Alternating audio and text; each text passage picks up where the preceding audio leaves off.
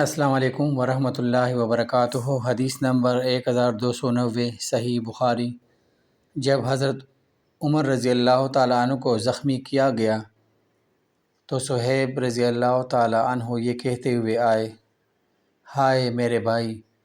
اس پر حضرت عمر رضی اللہ تعالیٰ عنہ نے فرمایا کہ کیا تجھ کو معلوم نہیں کہ نبی صلی اللہ علیہ وآلہ وسلم نے فرمایا ہے کہ مردے کو اس کے گھر والوں کے رونے سے عذاب کیا جاتا ہے۔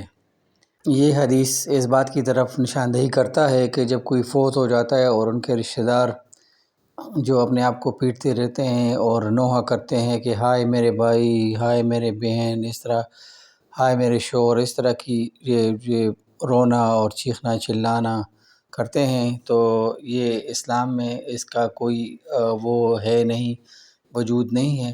اور دوسرا یہ کہ مردے کو عذاب کیا جاتا ہے، تو اچھا ہے کہ ہم اس وقت قرآن پاک کی تلاوت کریں، ذکر اذکار کریں اور مردے کی ایثاری ثواب کے لیے آگے بھجوائیں تاکہ ان کو فائدہ ہو نہ کہ عذاب ہو۔